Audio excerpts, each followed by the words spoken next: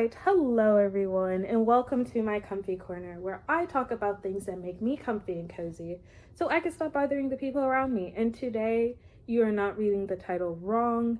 I am back, I am well, I am breathing, and I am talking about part 4 of my TXT song and lore breakdown. So for those of you who are new, girly stop, girly pause, think about the life decisions that you made to click on part 4 of a video and then go back to part 1, or you could also look at my entire lore breakdown without the songs and just jam out with me as I talk about songs, and you get a little bit more depth and concept. Okay, couple of house cleaning rules. First off, if you see the lights flicker and dim in this room, no you didn't. Okay, I have been trying to record this video for the past hour, and I did not think about time and sun and the position that I am standing in between it. So it's my camera adjusting, and I apologize, but it will set to a tone and we will all be happy about it. House cleaning rule number 2. Usually what I do in these parts is I have a slime assigned to each song that I'm talking about, but since I have sort of already ran through all of the slimes that I have,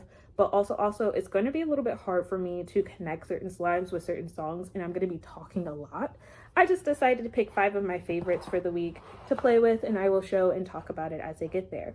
House cleaning rule number 3. So I attempted to give you girlies benefit of the doubt, who again, after a minute and a half of me talking about you should probably look at my previous videos, decided not to, or you already have, but you just need a quick little refresher. And I was going to do a mini breakdown up until this point, but then realized that I was looking like a crackpot conspiracy theorist trying to run through it in 5 minutes. So to save you girlies that pain and struggle, I'm going to assume that you have either watched my previous videos or you're going to catch on.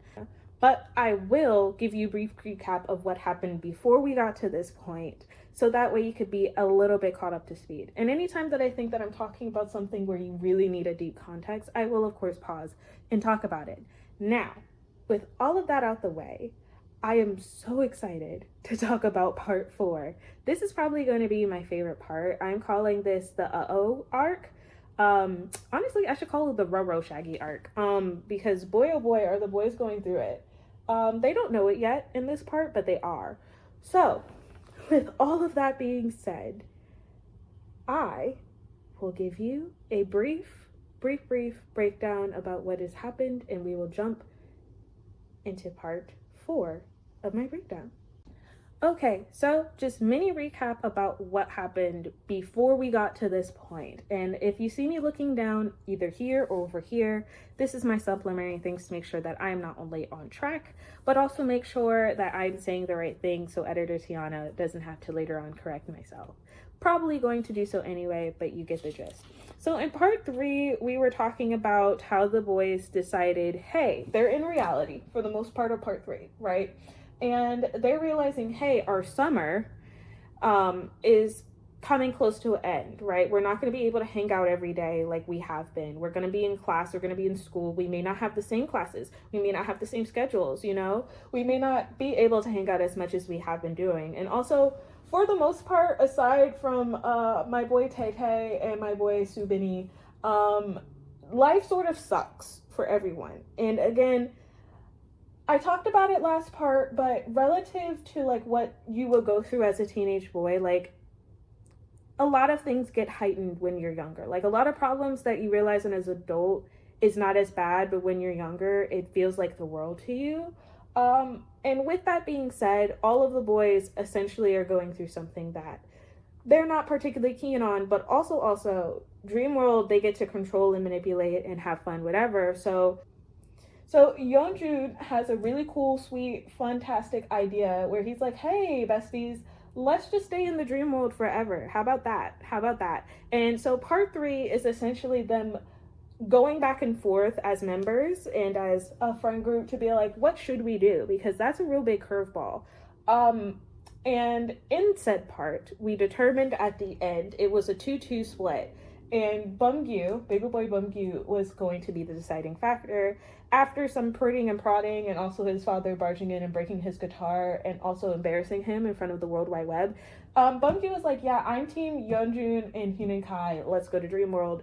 And these two, not standing on business, decided to go alongside it. Tay is the most opposed to this, but I think he just decides to go along with it because he doesn't want to be left out, but also he feels like he has to protect the boys. Because remember, his thing is that he can see into the future, Raven-Symoné. And with all of that being said, that is where we left off, and the boys decide, hey, we are all going to stay in Dream World, but to do so, we're going to have to break some rules. And with that being said, I'm going to get into the first song. Okay, last warning for me. If none of what I just said in that previous recap made sense to you, please go and watch my previous ones. If not, I'm glad that you understood my ribbles and rambles, and let's get into the very first song. But before I do, I am playing with Peachybbies' Scrapbook. I don't know if you can see the name of it, but it's a really nice holdable slime. I'm going to be playing with a lot more holdable slimes than my other slimes that I do, which are more clear. Just because, one, I don't need to activate, but also it's just easier to play around with. Anyways, the very first song that I will be talking about is Magic Island, okay? And again, if you girlies did not get it, you need to get it, because Magic Island is essentially a lot of where my lore stimming came from, aside from Nap of a Star, right? Magic Island and also Eternally, which we will get to in this part as well, I just won't tell you when, are just essentially movies, okay? They put all their screening and budget into it. Honestly, make this an MCU immediately, Hive.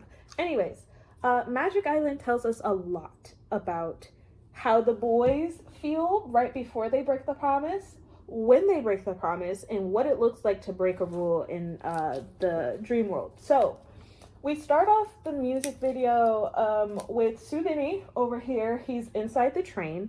Now, as I have said previously, but a quick recap, the train is the only way to go from island to island in Dream World. So the only other person, or the only person that can get to an island without using the train system, is baby boy Hyun Kai. Now, why is this important? We'll get to it later. But just know, right now they are using the train to traverse, which makes sense because this is abiding by the rules. Now, another thing to note is while they're on the train, they're able to use their phones. This was something that was racking my brain, because it's like, oh, how do they communicate in the dream world using their phones? Maybe this is them on a train together in reality, and then we see the dichotomy of that, and then it transitions to them being in dream world. But no, they're in dream world during this time. I'm just going to assume that one of the boys also have the power to like communicate. And if I were to give one of the boys the ability to like text and or call, I would give it to Subini, because he's really the only one seen with a phone throughout the majority of this time. But semantics. We see them on the train, and Subini over here, he's like, I know we're about to enact our dangerous plan of breaking the rules, so that way we summon the cat. So that way we could stay in dream world forever and make a deal with him. But something feels off. And honestly, boy, you should have stood on it, or maybe you should have talked with Tay. But he decides not to tell the boys his fears and dreams, because he wants to be a cool kid and he wants to continue forth. Honestly, really bad decision, Subini. So anyways, all of the boys end up breaking a rule. One rule is that you need to keep your eyes closed on the train station. So when it gets to your stop and it says, hey, your stop is coming up in 5 seconds or whatever it says, you're supposed to keep your eyes closed. You keep your eyes closed, and then you only open it when you are at your stop, okay? So in between that time where it's like arriving or coming to, if you open your eyes, you're going to see some stuff that you don't like, bestie. It's not going to be great. It's not going to be fun. Yeonjun does open his eyes, but also Yeonju ends up stealing something from the train from another person going to their dream world or their dream island of their choice. He steals a box of matches. Where have we heard this before? Anyways, he steals a box of matches. Honestly, his special ability should be fire, because man, oh man, oh man, he knows how to light shit up. Anyways, he decides to steal a box of matches and then make a campfire, very reminiscent to Napa Star. If you know, you know. If you don't, please go back. And Hyun Kai, he decides to steal a bug. Don't know why. I think it's supposed to represent him and his wings, because he steals a dragonfly, and that becomes important later. Bumgyu, he decides to bring fireworks and like little razzler dazzlers. So he ends up doing that, and that's breaking a rule because where did you get these razzlers and dazzlers? You did not get it from Magic Island. Subini is, I guess, his main role in the group before enacting this plan was that he was supposed to be in charge of letting them know when the train is arriving. Because another rule that you can break is if you're not on the train when the train arrives, like if you're not out of the Magic Island by the end of your blue hour, if you will, then that's breaking a rule, but also you can't return to your own individual Magic Island. Therefore, you can't wake up, which I have made my own personal rule based off of my deductions. It's not stated in the music video, but it just makes sense more thematically why it's important for you to get on the train. Because if you could just wake up regardless of where you're at, then what's the purpose of the train? You feel me? So Subin hears the train, but it's like, nope, I don't hear anything. And he also sees that the time is past the blue hour and doesn't say anything to the group. Again, effectively breaking a rule. And then Tay over here, we'll get to it when we get to it, but he does break a rule and adds to it. I don't think he intentionally did so, but he did. So anyway, they're having a grand old time sitting around the campfire, singing a campfire song, and then they decide to razzle and dazzle. And as they're doing their little razzle dazzlers, okay, and setting a fire, Tay breaks a rule because he decides to light the island on fire, essentially. He throws this lantern that they were playing with, and he was like whirling around, and he decides to throw it into the water, and I guess the water turned to oil, and then now the whole island's on fire. Now, I know what you're thinking, Tiana. Why would Tay do that if Tay was really against not staying in Dreamworld? I think that he did this because he knew that the cat was fast approaching, and as you could tell throughout the entire music video, the boys, aside from Tay, are looking around like they're trying to find where the cat is and like when is the deal being had. Everyone aside from Yeonjun does look around, but I think that he knows that first you have to cause your world to be on fire before you can make the deal. I think the other boys didn't know that aspect and were probably the most shooketh and froze. So I think Tay was trying to set a blaze in between them to try to prevent the cat from getting to them and making a deal, but in turn caused the Magic Island to be on fire, caused all of the boys to get hit by the train, which was again manned by the cat. And we know this because the cat is always depicted by 2 different color eyes. Most of the time the cat has a blue eye and either a green eye, a yellow eye, some other eye, but usually there's a blue eye. And so after that happens, you see a very, I don't want to say graphic, but it was very jarring to see them getting hit by the train. Again, manned by the cat, which is sort of the cat doing the promise. But this sort of means that they die in terms of their Magic Island because they can't get to it, but also they broke a whole bunch of rules, so now the world is on fire. Very reminiscent to what happened to Yeonjun. And there is a flashing red and white light. Now, this flashing red and white light will come up a little bit later to justify me understanding like, oh, okay, this is the cat's realm now, or we're transitioning into the cat's realm when you see red, or like a red background and stuff of that nature. So that is essentially what happens in Magic Island. I would just recommend you watch the whole music video because I went sort of step by step of what happens. But so yeah, they broke the rules. They're bad boys now. Tay's not the happiest about it, but all the other boys are sort of like, yay, we did it. And next song, we'll talk more about the cat's perspective. Okay, I'm still playing with Scrapbook, and number 2 is Puma. Puma also comes with a music video, but nothing too lore heavy to drop. Puma's here just because I think this is the official... The reason why I placed it here, okay, is instead of some other previous parts where I mentioned the cat, is because to me, Puma feels like this is when the cat is in his prime. Like, this is when the boys have finally fallen for its trap to stay in Dreamworld forever. You know, this is when the Puma has the most power over the boys. It seems like the Puma, which is the cat, is now puppeteering all the boys to do what they want. And another thing to note is now that the boys have broken their promise, you're going to see the boys go through a lot of different islands and a lot of different scenery. They are not moving. They're the man that can be moved. They're not moving anywhere. They're just in now Cat's dream island. And remember, entities are able to control the islands that they reside in. So I believe when the cat hit them with the train, not only did it kill them in their magical island, also Promise is now asleep. So now this is what magical island looks like since the Promise is gone. But I think I think the cat in turn also traveled them to his dream island, right? So now he can control the scenery and make it look like they're going to different worlds. But in reality, he just keeps changing the same island. And again, he gives them a sense that they are flying to different dream islands. They have never, throughout this whole time now, from now until I talk about it in part 7 or 8, they are not flying anywhere.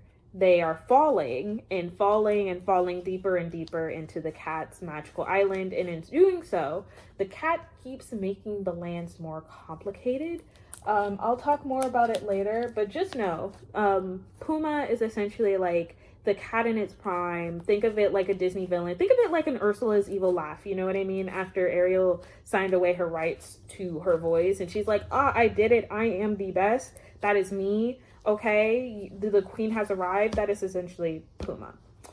And with that being said, I will talk about another lore-heavy song next. Okay, I am just crushing it. I'm still playing with Scrapbook. And I am on to Eternally. Now, for the girlies that get it. The girlies that don't are confused. Now, for the girlies that get it, I'm sorry that I'm putting Eternally where I'm putting it, because some of you may be confused. Some of you may be like, no, Eternally has to be when they're in reality. It can't be in dream world because they're in school. And to that I say, the cat can make anything a reality. And when I get to the song that I know you guys are probably questioning, where is it? I'm gonna blow your minds with that as well. But Eternally is all happening in their dream world. They are dancing in what I assume to be like a dance studio that is inside the school because they're still wearing school clothes. But the main reason why I know that this is the beginning part, right, is in the dream world and not in reality, is because if you look really closely, Tay-Tay has headphones in. And they're not just regular like in-ear earbuds. It's like over-ear noise canceling headphones. And remember when I said that Tay-Tay could see the future and sometimes he can control it, sometimes he can't? Well, the reason why this is really important to me as a viewer, and I caught it, is because immediately after we see him have the headphones in his ears, like a couple of seconds later, a very loud alarm turns on. And who's not affected but Tay-Tay, because he knew that that was going to happen, and that's why he has the headphones over his ears. So I say that to say, it could be a coincidence, but then coincidences don't tend to happen in the lore dump songs. So if he knew that a loud alarm was going to sound, so he purposely prepared himself or dreamt up these headphones over his ears, but then decided not to tell the boys, probably because he's pissed off at them because he did not want to be in the dream world, then that means they have to be in dream world, because remember, they don't have their abilities in real world. And we see an example of that when Bumgyu in drama falls off of his bike and is unable to heal himself right away and dreams about the boys taking care of him to feel better, but realizes that they won't. That's when he lags behind the bike. You remember because you've seen the previous videos. So that happens. We're in dream world and they go through an elevator. Now it's very interesting to see that the elevator doesn't go up. It looks like it goes down, also essentially nodding to them falling instead of flying. But they go into like their own individual dreams, if you will. Like we get a glimpse to see how their dream islands look like personally. But I'm gonna flip this on its head, because for a while I was looking at Eternally, I thought, oh, okay, this is before they made the decision that they did. This is us seeing like how their powers are viewed by them, how their world looks to them, right? We get more context about what's going on. But instead, I think this is sort of like, if you watch Princess Tiana, Princess and the Frog, and you see Dr. Facilier like giving you options about this is what your world in reality can look like, I think what Eternally is doing is, again, setting the stage of them being trapped in this dream world forever. But I think the cat did this and separated them to go through their own individual like dreamscapes to sort of see what they would want out of their dream island, to like amplify their fears, amplify their worries, but also not only give us as a viewer a glimpse into what they think is going on, but to probably give the cat an understanding of what they want for their dream island, so that way when we get into the next couple of songs it makes more sense. But just to give a quick breakdown of what we see when they each go down their own individual elevator. Yeonjun, we see a destroyed world, and we see that the boys aren't doing well, and it looks like he's destructive. So I think that's just the cat playing onto Yeonjun's destructive nature, but also the guilt that not only did you kill yourself in your dream island, but you also killed the boys from Magical Island. How does that make you feel? I think the cat's just really torturing him, honestly. And I don't think that's really nice of the cat, but also somewhat valid because, sir, you knew the consequences of your actions and still did it anyway. Bumgyu, we see him, like, we see multiple doors. We see his indecisiveness. I think this resembles his guilt about choosing that they stay in Dream World, and he's thinking about other options that could have happened. And with Tay Tay, we see something very insightful. Again, since Tay Tay's biggest thing is that he could see the future, I think the desire that he most had was, what's up with Yeonjun? So when he gets into his elevator seat and we see it, he sees Yeonjun like essentially bleeding out with his crown, sort of similar to what I'm wearing. And I think this is Tay Tay now realizing, oh shit, this isn't your first time. This isn't your first rodeo doing this. You've done this before. And I think that causes a lot of the wear and tear between Yeonjun and Tay Tay, but also Yeonjun and everyone else. I think because I'm not sure if Tay Tay thinks that everyone else knew, or he's just like, you know what? I'm so over it right now. Y'all won. I'm being dragged into this. We'll see this again in a music video I'll talk about later. But yeah, that's essentially what happens. I'm glossing over Hyunin Kai's and Subini's just because it's not, I don't want to say it's not important, but thematically it doesn't really add much to what the story's doing. But yeah, that is Eternally, another banger of a song you should listen to. But we get another glimpse into how the boys are thinking and feeling before they get to enjoy the world that they are now permanently going to reside in eternally. And with that being said, I'm going to talk about the next song. Okay, I am on to the next, and I will be playing with Slime Obsidian's Melted Ice Cream as I am talking about this. So, the next song that I'm going to talk about is Ghosting. Now, Ghosting I don't have too much to talk about because, again, I think you get the message at this point. These first couple of songs were just giving you more context into the inevitable fall and what happens when they are stuck in that dream in the cat island. But Ghosting is essentially like them just not being in the real world. I think also in the tone of the song, I wonder if this is sort of like we wonder how the people in the real world feel about us being gone, but also we still feel we as in these four, not necessarily Tay Tay, but we feel pretty confident in the decision that we made, and we're just gonna go ghost. Like, they're Danny Phantom, he's a phantom. So that's essentially what Ghosting is. Now that I'm thinking about it, there's not many songs about them wondering how people in the real world feel about them being gone, and I wonder too if that's also a contributing factor to how they feel, why they feel so inclined to be in the dream world either, because they feel like outside of the group that they have made, there isn't people that genuinely care about them in the real world. I'm telling you, like, this is a beautiful coming of age story when we finally finish it in terms of song breakdown. But you sort of see how they feel and why they were so inclined to stay in Dream World. Ghosting's a beautiful song. I really like it. But I sort of think that's sort of the mood to that, which is why I'm placing it where we are. But yeah, that is Ghosting. Now to get into the fun stuff, which I'm super excited for, which is the very next song, one of my favorites and an absolute classic banger.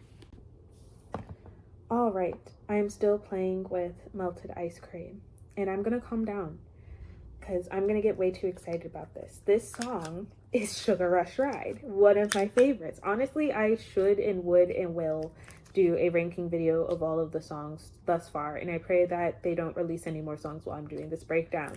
But anyway, Sugar Rush Ride, okay, this is what got me into TXT, because I remember passively hearing and seeing Sugar Rush Ride on my Insta and people dancing and singing to it, but I wasn't a MOA then and I wasn't really into it. I was sort of just seeing it and be like, oh cool, nice hook, and then move along. But then when I saw it in concert, man oh man, was I hooked. Anyway, Sugar Rush Ride is now them washing up on shore of the beach. Now, whenever you see the beach, again, associated with the cat, you see the beach in Cat and Dog, and you see the cat sort of leave a paw print in the sand that's supposed to represent the cat. But anyways, Sugar Rush Ride is now them finally washing up on the shore of Cat Island's island, fitting for it to be sand and water and ocean, because if you did decide to look at Magic Island, you'll realize that the boys are jumping over an ocean. I wonder if that's them jumping over the Cat's Island. And again, remember that they're falling. In a previous music video, when they fell, it looked like that was the Cat's Island, but they were able to get their way back up to Magic Island. So anyways, they wash up ashore and they are having a Sugar Rush Ride. Okay, they are having fun. Everything they want it to be, it is there. And the cat is essentially just giving them all the love and attention. Imagine they finally got what they asked for and they're super happy. We won the lottery, Charlie. We did it. Again, throughout the music video as well, you see Tay-Tay, not the happiest camper. Okay, Tay-Tay is being drunk. Okay, he's being drunk. And even when they do the live action dance to Sugar Rush Ride, Tay-Tay is still being drugged through it, because again, remember, Tay-Tay was the only one that sincerely, factually, contractually did not want to be in Dream World forever, and he's low-key trying to figure out a way out. But he also falls into the temptation and the sweetness of Sugar Rush Ride. Not too much to talk about because the song and the music video sort of speaks for itself, but also note that the cat's first iteration of what his dream island looks like is very reminiscent to how Yeonjun's island looked like, his individual island, where it gives a little bit dark foresty vibes. And also to sort of solidify myself when it comes to, I think Yeonjun has the ability to change islands, is when we usually see Magic Island in the previous music videos. I know I'm bouncing back to Magic Island, but just follow me, camera. When Yeonjun is, or when the boys are seen in Magic Island, think about Blue Hour, think about, what's another music video where we see Magic Island? But think about Blue Hour, right? Blue Hour, it's carnival vibes, it's fun, it's happy, and there's like a little bit of foresty vibes. But then when we get to Magic Island and the boys are enacting their plan, there's no carnival, there's no foresty ride. Again, it gives very much so, this is what the Magic Island then looked very much so what it looked like in Napo Star for Yeonjun. So I feel like he does have the ability to manipulate what the world looks like, because why would these boys dream of a forest then? And then also when we get to the Cat's Island in Sugar Rush Ride, why would it be a mix of a beach but also like a deep foresty area? I get aesthetic, and it is a great aesthetic, but I do think that both the cat and Yeonjun's main ability is that that's sort of what I am theorizing, but that's just a separate theory that I just keep in the back of my head because I think that's really cool. It would explain a lot more like setting things when we get into it later. But yeah, just know that they are just enjoying the high of being in Dream World forever. This is their first island, this is their first battle stage, and they're just having a grand old time. Okay, oh my god, I'm so excited for these next two songs, but let me get to this one. Happy Fools is where we're at next, and I'm still playing with Melted Ice Cream. So, Happy Fools is also another banger. I actually learned the dance to this song at the concert because Yeonjun comes up with like concert dances from time to time, and this was one of the ones that made me super excited. My friend took a video of it. I'll probably put it here if I could find it. But anyway, Happy Fools is just again solidifying them having fun in their dream island. Again, this is still the same beachy foresty island that you see in Sugar Rush Ride. So they're just having fun and enjoying life being on this, you know, Peter Pan-esque world in time. And Happy Fools, I think, is essentially written from the cat's perspective, where it's like, ah, look at these happy fools. Look at them not know that they are trapped here forever and they're always going to be with me and they're going to be my playthings and they're really my dolls, if you want to call a spade a spade. And where do you go when there's nowhere else to go? You go to the dollhouse, okay? You do. I'm sorry. The girlies that get that reference get it. The girlies that don't. Anyways, essentially, yeah, they're just happy. They're happy fools. It's a bop of a song. 10 out of 10. Please listen to it. It's one of my faves. And yeah, nothing too much to add story-wise. Just, again, I feel like the song is written from the cast perspective of, like, just look at them. They don't even know what they're going to get into. And boy, oh boy, does the cat have a big storm coming for them. Kisses, you should know that I'm expensive. I take a trip to Cali, now my Romeo Korean time for a K109. My life, yeah, I like red roses, but I'd rather you come spend some time. HAPPY, we go out like the moon. TXT and Coil Ray, getting poppin' like balloons. We gon' party every day, living like some happy fools, doing what we wanna do, yeah. Okay, I know. This is the last song of this part. I was really having a lot of fun, but I hope that you guys see sort of where the story is going to go. But also understand that these past couple of songs have been bops and bangers, so please listen to them. I am going to be playing with Peach Crunch. This is also by Slime Obsidian.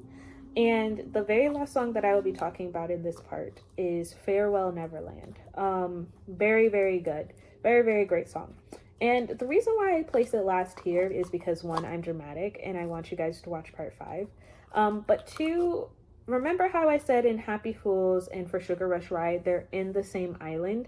I also wanted to I wanted you to see how the cat manipulates these boys into thinking that they're traversing to different islands. And by doing so, you see the different landscapes through the other music videos that I will be talking about in the other parts, and how we went from initial elevator situation, right, where it's small, where they are dreaming themselves to be in their school and they're being in their dance studio, right, to now, for this part, we are in a beachy, foresty vibe. Still not crazy expansive, right? Because this is an island vibe, right? But as we continue on with the story, when I talk about certain things that are happening for the boys, you see that the landscape that the cat puts them in is in more extremely complex situations and places until we get into the highlight and the capseed of it all. But anyways, Farewell Neverland, you would think is like, oh, shouldn't this be their goodbye song? No. Farewell Neverland is essentially them being like,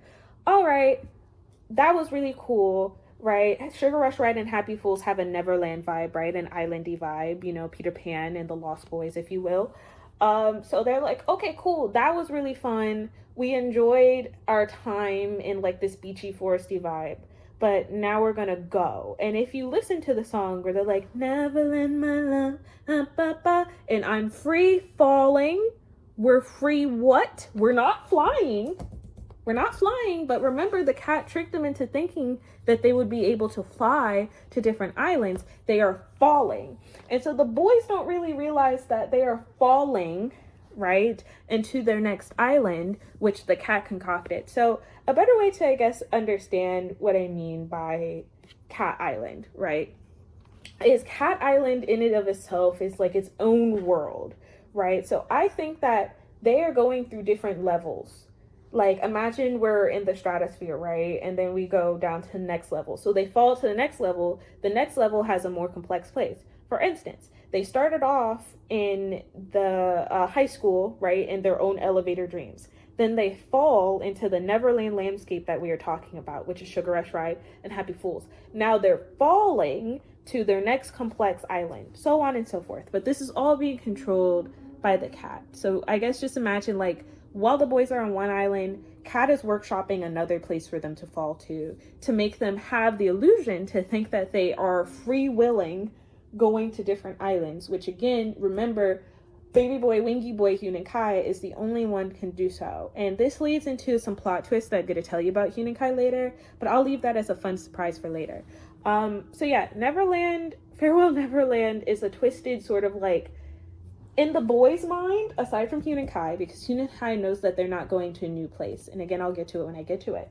But aside from Hyun and Kai, all the boys are thinking like, oh my god, we're flying to a new place, we don't need that damn train, and we're breaking rules, we can do whatever we want. But Kat and Hyun and Kai know that they're actually falling. And it feels like they're falling. But again, everyone else but Wingy Boy and Kat, I keep repeating myself because I just want you guys to hammer it in, because when I reveal certain things in part 6 and 7, y'all are going to be like, oh my god, Tiana, where is your Oscar, Emmy, Grammy? And I'm like, you're right, where is it? So yeah, that's essentially what Farewell Neverland is, and is what it's talking about. Please listen to it. It's a bop of a song as well. I really like it. And yeah, now I'm going to address some things that I skimmed over and probably questions that you guys have or that I had while writing this. So I'll see you there. Okay, so very first question that I feel like you guys are going to have. Okay, Tiana, you said that Tay-Tay's power is that he can see into the future. How am I so certain that Tay-Tay doesn't know that he's not flying? Well, if he knew that he was falling, I feel like he would tell the rest of the boys. Because remember, the reason why he's even like so important in this, aside from him just being important because he's part of the boys, but remember, Tay-Tay's the only one that does not want to be here. He's the one from beginning to end did not want to stay here and wanted to get out. Again, he was being drugged in the Sugar Rush ride, and Happy Fools, I mean, yeah, he's happy, but I also feel like he's also saying like we're stupid for doing this and wants to get out. So actively, he's the only one that wants to get out. So if he knows that the cat is lying about something, I feel like he's more inclined to convince the boys like, hey, the cat's lying about us flying. We're not flying. We're trapped here. I think this is a problem we need to discuss. And probably have a room board meeting on Teams about this, right? So that's why I feel like he doesn't know, because if he did, we would have seen Tay-Tay either talking about it with him or him not looking as lost as he does in certain music videos, of him trying to find a way out. If he knows that they've never been leaving in the first place, right? Thing two, why am I so certain that Hyun and Kai knows everything? Because at this point, this is what the third plot twist that I had with you guys, that Hyun and Kai knows something that the boys don't. Well, remember Hyun and Kai's ability is that he can actually fly to different islands in Dream World. I think he would notice that they're not flying and that they're falling, because he has, for years, right, he's had that ability and knows what it looks like and feels like. So I feel like he has to know that they're falling. But then, follow-up question, if he knows that they're falling, why wouldn't he be like Tay-Tay and be like, hey, we're falling? That's because low-key, and we'll get into it later, but I think Hyun and Kai's low-key a villain too. And I say this in the nicest of ways because I love my Wingy Boy, but I think that he's a villain just because he is sort of on Yeonjun's wavelength, where he's like, I don't want to be forgotten again. I don't want us to lose Magic Island. I don't want to go into high school and you guys don't remember me, because I remember being abandoned before, and I'm damn sure not going to be abandoned again. So I feel like he notices but doesn't say anything, because if he does mention it, the boys are probably going to be a little bit more suspicious of not only Yeonjun, but Hyun and Kai, and be like, why did you make us do this? Why did you say we will be able to traverse the different islands? In reality, we're being controlled and puppeteered by the cat, and you knew this. So I feel like that's why Yeonjun's keeping it a secret. That's why I feel like Wingy Boy is keeping it a secret. Another thing to note, if that's the case, why isn't Subin using his super hearing for things? Subin's hearing will come very crucial much later. I would say part 7 and 8. But yeah, just know that Subin can control his hearing, so he probably can hear certain whispers and things that the cat's doing, but I don't think that it's strong enough now, because remember, now that the star is asleep, this is where we are in terms of the promise, their powers aren't as heightened as they were. So I would envision that Hyun and Kai probably can only fly himself to another Magic Island. He can't fly everybody else. But also I imagine Subin can't probably hear as strongly as he would if the promise was awake, because remember, their powers are tied to the star. But since the star is asleep and not dead, right, they still hold some powers. And I think the cat knows that, which is why he makes more and more complex things. I feel about Yeonjun, Tiana. Tiana, how do you feel about Yeonjun and Wingy Boy and everybody else now that we have reached the Spaghetti-O arc?